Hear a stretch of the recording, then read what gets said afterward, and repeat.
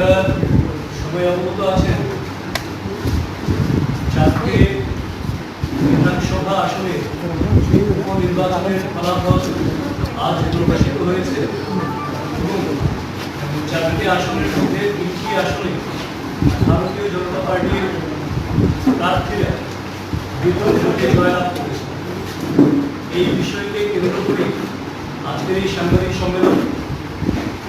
সম্মেলনে আমার সঙ্গে উপস্থিত রয়েছে ত্রিপুরা প্রদেশ বিজেপির মাননীয় সাধারণ সম্পাদক শ্রী টিঙ্কু রায় মহোদয়। আমি প্রথমেই মাননীয় টিঙ্কু রায় মহোদয়কে অনুরোধ করব আপনাদেরকে সম্বোধন করার জন্য। নমস্কার। ভারতীয় জনতা পার্টি রাজ্য কার্যালয়ে মিডিয়া বন্ধুদের, যারা print media, electronic media, social media যারা রয়েছেন, সবাইকে অনেক অনেক শুভেচ্ছা এবং অভিনন্দন। আপনারা জানেন, আমাদের মুখ্য প্রবক্তা বলেছেন যে 4টা বিধানসভার মধ্যে 3টা বিধানসভায় ভারতীয় জনতা পার্টির প্রার্থীরা বিজয়ী হয়েছে। ছয় আগরতলা বিধানসভা কেন্দ্রে আমরা সেখানে যে ধরনের আশা করেছিলাম, হয়তো সেই ধরনের আমাদের ফল আসেনি। তারপর আমরা সেখানকার মানুষ যারা ভারতীয় জনতা পার্টির প্রার্থীদেরকে ভোট দিয়েছে তাদেরকে আমরা ধন্যবাদ জানাই। আপনারা জানেন যে উত্তর জেলাতে যুবরাজনগর বিধানসভা 29 বছর লাগাতার সেখানে কমিউনিস্টের শাসনে ছিল। 2018 সালে ভারতীয় জনতা পার্টির বিপুল জয় অনেকগুলো বিধানসভায় করার পরেও কিন্তু আমরা সেই যুবরাজনগর কেন্দ্র প্রায় 600 ভোটে সেখানে আমাদের পরাজিত হয়েছিল। সেই কেন্দ্রে আমরা প্রায় 4,500 ভোটের ব্যবধানে আমরা সেটা জিতেছি এবার। তো সেখানকার মানুষ যারা ভারতীয় জনতা পার্টিকে ভোট দিয়েছে এবং যারা ভারতীয় জনতা পার্টির সঙ্গে যারা কার্যকর্তা ছিল, সবাইকে অনেক অনেক অভিনন্দন। আপনাদের মাধ্যমে এই 4 বিধানসভা কেন্দ্রের সহ আমাদের রাজ্যের সাধারণ নাগরিক এবং পুলিশ কর্তা যারা এবং এই ইলেকশন কেন্দ্র করে যারা অফিসাররা, আধিকারিকরা যারা কাজ করছেন, সবাইকে ভারতীয় জনতা পার্টির পক্ষ থেকে অনেক অনেক অভিনন্দন এবং শুভেচ্ছা। আপনারা একটা জিনিস পরিষ্কার হয়েছেন, যারা মিডিয়ার বন্ধুরা রয়েছেন, এবারে নির্বাচন আমরা দীর্ঘ বছর ধরে যে কথাটা বলতাম যে কংগ্রেস আর সিপিএম আলাদা নয়, তার প্রমাণ আপনারা 6 আগরতলা বিধানসভা রেজাল্টটা যদি দেখুন তাহলে সেখানে পরিষ্কার হয়ে যাবে। 2018 সালে সেখানে কমিউনিস্টের যিনি প্রার্থী ছিলেন তিনি ভোট পেয়েছিলেন 17,852 ভোট পেয়েছিলেন। 2021-এ যখন পৌর ভোট হয় তখন সেখানে 8,916 ভোট কমিউনিস্টের বন্ধুরা পেয়েছিলেন। 2022 সাল যখন এখন উপনির্বাচন হয়েছে এখানে 6,808 ভোট হয়েছে। অর্থাৎ আমরা যদি দেখি সেখানে কমিউনিস্টরা নিজেরা দেউলিয়া হয়েছে শুধু নয়, গোটা রাজ্যের মানুষ যেভাবে তাদেরকে বর্জন করেছে। আর এটা প্রমাণ হয়েছে যে আমরা যে কথাটা বলতাম ভারতীয় জনতা পার্টির পক্ষ থেকে যে কমিউনিস্ট এবং কংগ্রেস আলাদা কিছু নয়, কংগ্রেস আর কমিউনিস্ট টাকার ইপিট আর ওপিট, অর্থাৎ কংগ্রেসকে ভোট দেওয়া মানে কমিউনিস্টকে সুযোগ করে দেওয়া, আর কংগ্রেসকে ভোট দেওয়া মানে কমিউনিস্টকে সুযোগ করে দেওয়া। এটা পরিষ্কার হয়েছে এবার 6 আগরতলা যে ভোটের রেজাল্ট এসেছে সেটাতে পরিষ্কার যে কমিউনিস্ট এবং সেখানে কংগ্রেস একত্রিতভাবে তারা লড়াইটা লড়েছে। আগামী দিনে ত্রিপুরা রাজ্যের একটাই বার্তা থাকবে যে এটাই ট্রেন্ড শুরু, যে কমিউনিস্ট এবং কংগ্রেসরা এক জায়গায় ভারতীয় জনতা পার্টি, শুধু কংগ্রেস কমিউনিস্ট নয়, তৃণমূলও যদি দেখেন, তৃণমূলের যেভাবে ঢাকঢোল পিটিয়ে ব্যানার্জি বা সহ অনেক চিত্রকার ছিলেন, তারাও এসেছেন এই রাজ্যে, অনেক ঢাকঢোল পিটিয়ে প্রচার করেছেন, কিন্তু ভোটের গণিতটা যদি দেখুন সেখানে তারা হাজারে কোটায় পৌঁছাতে পারেনি। সেটা হোক, সুরমাতে হোক, কিন্তু আমরা দেখেছি সেখানে অনেক ঢাকঢোল পিটিয়ে তারা কিন্তু প্রচার করেছে। সেটা পৌরসভা ইলেকশন হয়েছে, এবারের বিধানসভা ইলেকশন হয়েছে।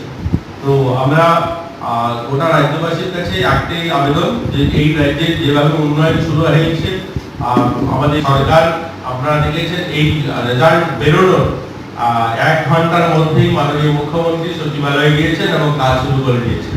তো আমরা সবাই মাধ্যমে, মিডিয়ার মাধ্যমে সবাইকে আশ্বস্ত করতে চাই যে যে কাজগুলো অসম্পূর্ণ রয়েছে সেগুলো আমরা ইতিমধ্যে সম্পূর্ণ করব। বাকি কিছু যদি জিজ্ঞাসা করার থাকে আমাদের মুখ্য প্রবক্তা রয়েছেন সুব্রত চক্রবর্তী, ওনাকে জিজ্ঞাসা করতে পারেন।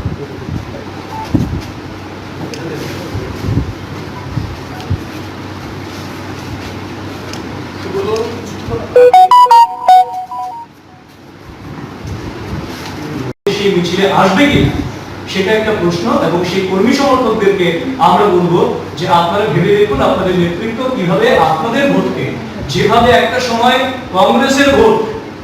কংগ্রেসের ভোটকে সিপিএম কে ক্ষমতায় টিকিয়ে রাখার জন্য কংগ্রেসের ভোটকে সিপিএম এর দিকে শিফট করেছিল দীর্ঘ 25 বছর, যার কারণে ত্রিপুরায় সিপিএম এর মতো একটা অপশাসন চলছিল।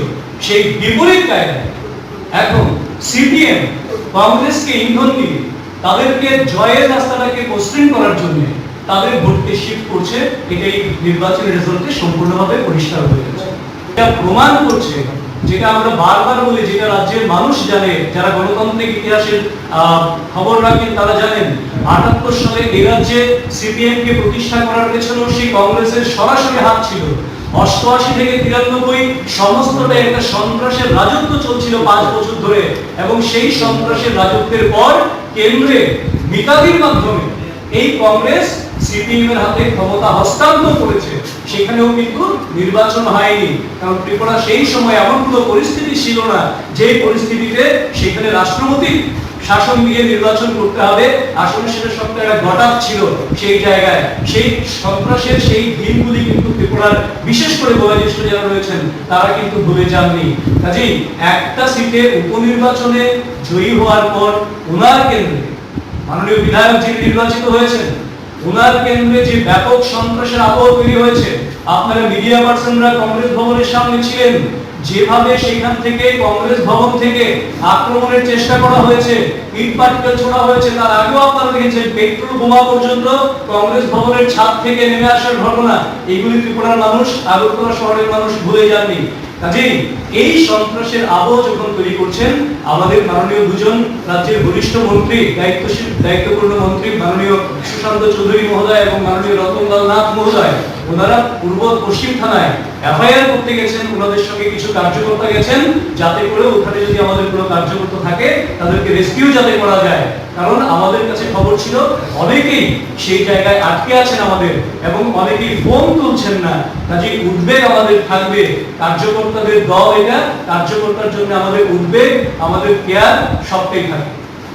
সুব্রত বাবু, কংগ্রেস ভবনে কংগ্রেস ভবনে আগুন ধরিয়ে দেওয়া হয় এবং সেখানে এমএলএ বিশ্বক্ষেত্র দেববর্মার উপর আক্রমণ করা হয়। এই ঘটনাটার অভিযোগ তারা দুপক্ষই সরাসরি শাসক দল তথা আপনাদের দিকে করছে। কোন রকম অপ্রীতিকর ঘটনা না ঘটে সংগঠিত করার চেষ্টা করে, তাদেরকে পুলিশ যাতে স্ট্রিক্টলি হ্যান্ডেল করে, তাদের সবাইকে যাতে বিচারের আওতায় আনা হয়। যে আপনি যেটা বললেন সেই তথ্য আমার কাছে এখন অব্দি এসে পৌঁছায়নি। এবার সেটা অবশ্যই এই ধরনের ঘটনা নিন্দনীয়, আমরা নিন্দা জানাই। কারা করেছে সেটা আগে খতিয়ে দেখতে হবে, পুলিশ প্রশাসন সেটা খতিয়ে দেখবে, এবং যারা এর জন্য এর সঙ্গে যুক্ত রয়েছেন, যারা দায়ী রয়েছেন, তাদের বিরুদ্ধে যথাযথ ব্যবস্থা নেওয়া হবে। দাদা, আপনারা প্রথম থেকে এই সুষ্ঠু নির্বাচনের একটা কথা বলে এসেছিলেন, যদিও বিরোধী দল থেকে বারবারই ছাপ্পা ভোটের অভিযোগ করেছে। আজকে সুদীপ রায়ের বর্মনের যে জয়, এই জয় কি সুষ্ঠু নির্বাচনের ইঙ্গিত করে? আপনি দেখুন, আজকে সুদীপ বাবু যে প্রেস মিটটা করলেন, তার আগে প্রদেশ কংগ্রেস সভাপতি বীরজি সিনহা যে প্রেস মিট করেছিলেন, উনি কিন্তু আপনাদের সামনেই বলেছেন যে মোটামুটি ভাবে নির্বাচনটা শান্তিপূর্ণ হয়েছে, এক দুটো ছোটখাটো ঘটনা ছাড়া, এবং নির্বাচন শান্তিপূর্ণ হয়েছে প্রদেশ কংগ্রেস সভাপতি বলছেন, অনেকটাই নিরপেক্ষ হয়েছে কংগ্রেস সভাপতি বলছেন। তারপরেও তিনি যেহেতু বিরোধিতা করতে হবে, নির্বাচন কমিশন নিরপেক্ষ ভূমিকা নিয়েছে, আমরা নিরপেক্ষভাবে নির্বাচন হোক তার জন্য কার্যকর্তা থেকে শুরু করে সাধারণ মানুষ সবার কাছে অ্যাপিল করেছি বারবার, তারপরেও তিনি টোকেন কিছু একটা বিরোধিতা করতে হবে। 3টে জায়গায় তিনি 3টে কেন্দ্রে আবার রিপোর্টের দাবিও তিনি করেছেন, সেটা আমরা জানি। কিন্তু তার মানে আজকে কিন্তু মাননীয় সুদীপ রায় বর্মন তিনি কিন্তু বলেছেন যে এটাকে আমি ছাপ্পা ভোট বলবো না, অন কোর্ট আমি বলছি, আমি যদি মিস্টেক না করে থাকি, ছাপ্পা ভোট হয়েছে কথাটা আমি বলছি না, অন কোর্ট তিনি এই কথাটা বলেছেন। তার মানে তো নির্বাচন অবাধ এবং শান্তিপূর্ণ হয়েছে। আর এটাকে যদি কেউ সেমিফাইনাল মনে করে থাকেন, 4-এর মধ্যে 3টে সিট তো ভারতীয় জনতা পার্টি জিতেছে, তারপরে 2023 আমাদের জন্য রাস্তা অনেক মসৃণ, এবং আমরা 23-এ আবার ক্ষমতায় আমরা ফিরব। মানুষের ব্যাপক সমর্থন নিয়ে আমাদের সরকারের যা কাজ করণীয় রয়েছে, 2 বছর করোনার জন্য অনেকটা পিছিয়ে গেছে, কিন্তু 9 মাস তারপরেও কম সময় নয়।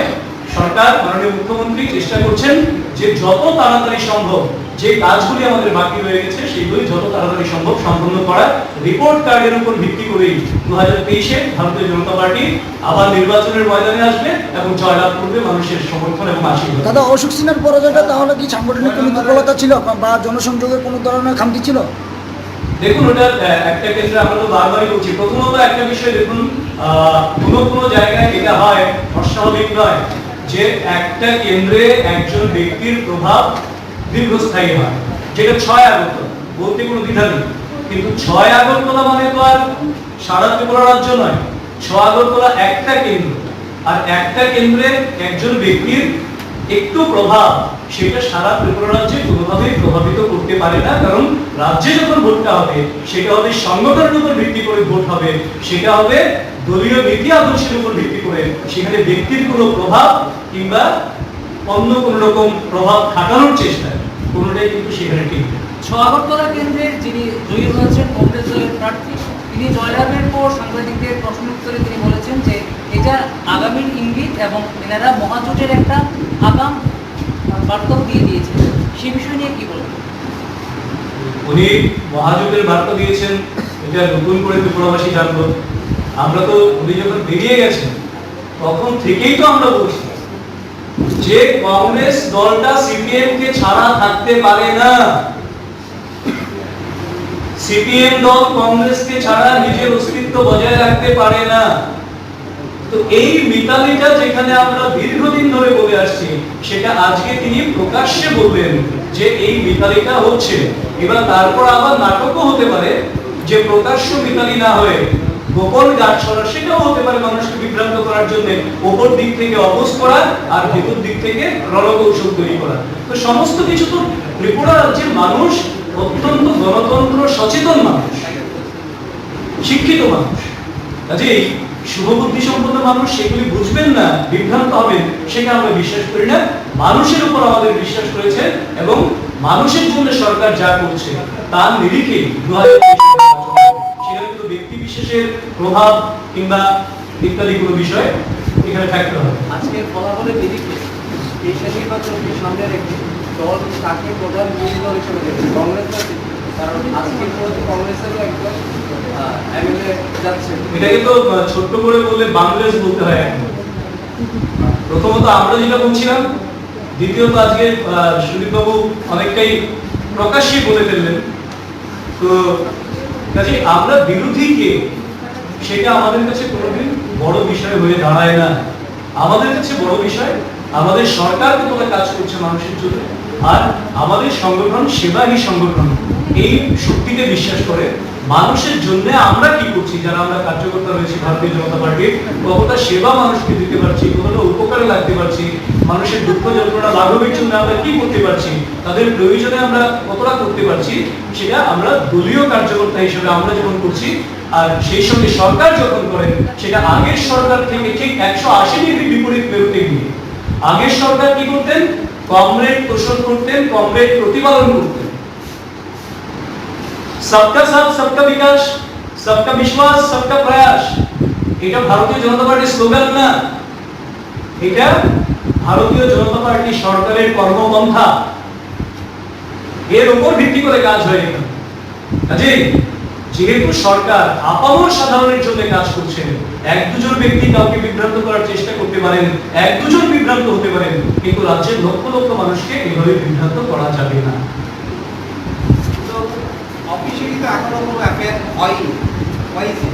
অফিশিয়ালি আমার মনে হয় এতক্ষণে অ্যাফায়ার হয়ে গেছে। আমি এখন ইন্টারভিউ করেছি, state officially no affair has taken place from any part. আমি আপনাকে বলি, মানে আমি যার কথা বললাম মাননীয় কর্পোরেটর শিল্পী সেন মহোদয়, ওনার বাড়িতে হামলা হয়েছে এবং ব্যাপক পরিমাণ ক্ষয়ক্ষতি হয়েছে। মানে যেটা আন্দাজ করতে পারবেন না, এফআইআর বিষয়টা আপনারা ওখান থেকে জেনে নেবেন। তো বিষয় হচ্ছে যে উনি অলরেডি এফআইআর করতে বেরিয়েছেন, ওনার সঙ্গে আমাদের ভারতীয় জনতা পার্টির কার্যকর্তাও পেয়েছেন, মহিলা মোর্চার কিছুটা সময় হয়তো মাঝখানে আপনার সঙ্গে কোনো জায়গায় ক্রসিং হয়েছে, তবে এফআইআর হচ্ছে, এখনই হচ্ছে, ইদানিং মানে এই সময়ের মধ্যে আমার মনে হয় হয়ে গেছে। সুশান্ত যে একটা করতে যাচ্ছে বা গেছে বলে বলছিলেন, সেটা কি করা যাচ্ছে? মাননীয় মন্ত্রী সুশান্ত চৌধুরী প্রথমলাল লাগছে এটা এফআইআর করতে গেছেন এবং দলীয় কর্মীদের রেস্কিউ করে আপনি গেছিলেন, কংগ্রেস ভবনের ঘটনাটাকে কেন্দ্র করে সেই এফআইআর কি করা হয়েছে? দেখুন, আমি বললাম যে যখন ঘটনা চলছে সেটাকে নিয়ে পুলিশ প্রশাসনের সাথে কথা বলা, এফআইআর করা কিংবা কি কি হয়েছে সমস্ত কিছু জানা, এবং আমাদের যারা কার্যকর্তা সেই অঞ্চলে আটকে ছিল, ভয়ে সন্ত্রাসে যারা একেবারে তটস্থ ছিল, কংগ্রেসী হারমাত বাহিনী যারা মাঠে ময়দানে ঝাঁপিয়ে পড়েছিল সুদীপ রায় বর্মনের জেতার পরে, তো তখন তাদেরকে রেস্কিউ করা এবং সঙ্গে পুলিশ প্রশাসনের সঙ্গে কথা বলে ফ্যাক্ট ফাইন্ডিং করা, সমস্ত কিছু জেনে নেওয়া এবং সরেজমিনে দেখা সেই জায়গার চিত্রটা তার জন্য গিয়েছিল নরেন্দ্র মোদী। এফআইআর করা হয়েছে সেই ঘটনা। এফআইআর সেটা ওইটারই তো রেশ যেখান থেকে শুরু হয়েছে, আমি বুঝলাম এফআইআরটা ইদানিং মানে এই already they are in the case. আপনাদের কর্পোরেটরের সাথে কি কিছু অবশ্যই অবশ্যই ঘটেছে। ওনার বাড়িতে ব্যাপক ভাঙচুর করা হয়েছে, ওনার বাড়িতে ব্যাপক ভাঙচুর করা হয়েছে, ওনাকে পিস্তল ধরা হয়েছে, ওনাকে লাঠি দিয়ে ওনার মেয়েকে সহ ওনাকে আঘাত করার চেষ্টা করা হয়েছে এবং আরো কটূক্তি করা, গালাগাল করা, শ্লীলতাহানির চেষ্টা করা সবটাই হয়েছে। আপনারা একটা কথা বলছেন বাংলাদেশ বিশেষ করে 6 আগরতলা বিরিকে আপনাদের এই মূল্যায়ন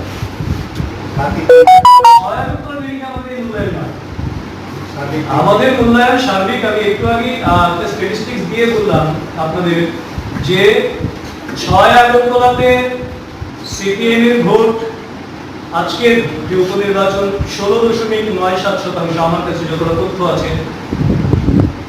8 বরদোয়ালিতে সিপিএম এর ভোট মানে ফরওয়ার্ড ব্লকের 10.15%, সুরমাতে সিপিএম এর ভোট 21.3%। তার মানে সব জায়গায় একটা চেষ্টা হয়েছে যে আমার ভোট ব্যাংক কমে যাক, আমার ভোটাররা আমাকে ভোট না দিক, ভারতীয় জনতা পার্টির বিরুদ্ধে ভোটটা পড়ুক, এক জায়গায় পড়ুক, যাতে ভারতীয় জনতা পার্টির প্রার্থীদের জিততে অসুবিধা হয়। এইটা করার চেষ্টা করেছিলেন, কিন্তু এই চেষ্টাটা জনগণ ব্যর্থ করে দিয়েছে। কারণ ব্যাপক অংশের জনগণ ভারতীয় জনতা পার্টির সরকারটা 5 বছর পূর্ণ করুক, যে নিয়ে এবং ডেভেলপমেন্টের যে নতুন দিশা নিয়ে ভারতীয় জনতা পার্টি নতুন উদ্যমে রাজ্যটাকে সাজাতে চাইছেন এবং যে সুদূর প্রসারী একটা শ্রেষ্ঠ প্রদেশ হিসেবে গড়ে তোলার জন্য দায়বদ্ধতা নিয়ে, দায়িত্ব নিয়ে কাজ করে চলছেন, সেই নিরিখেই মানুষ ব্যাপক গণসমর্থন আমাদের প্রতি রেখেছেন। তার জন্য মানুষকে আমরা আবারও ধন্যবাদ জানাই, কৃতজ্ঞতা জানাই। আমার বিষয়টা ছিল এই জায়গায় যে প্রাকৃতিক দিতে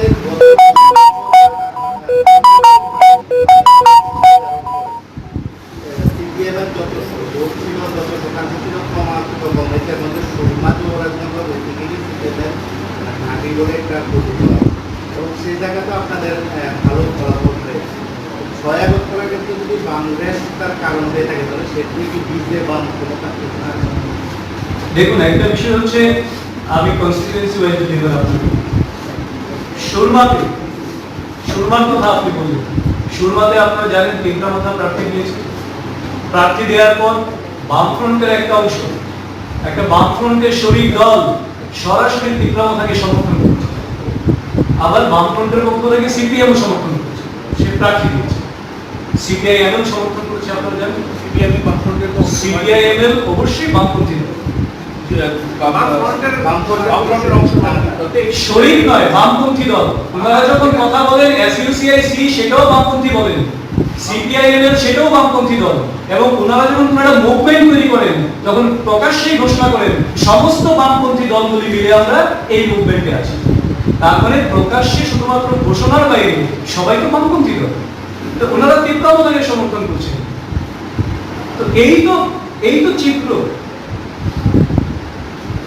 আচ্ছা, 6 আগরতলা কেন্দ্রের চিকিৎসা ছিলেন, তাহলে গেল পুরসভা নির্বাচনে আপনার 6 আগরতলা কেন্দ্রের সবকটাকে আগামী জিতেছে। কিন্তু এই 6-7 মাস বা 1 বছরের মধ্যে এরকম কি পরিবর্তন হলো যেখানে এইভাবে হাত আপনারা দেখুন, তার আগে মাননীয় সাধারণ সম্পাদক মহোদয় একটা তথ্য দিচ্ছিলেন। 6 আগরতলাতে 2018 সালে সিপিআইএম কত ভোট পেয়েছিল, কংগ্রেস কত ভোট পেয়েছিল, আর আজকের দিন উপনির্বাচন সিপিআইএম কত ভোট পেয়েছে? 17,852 ভোট ছিল। আর এই উপনির্বাচনে 6,808 ভোট।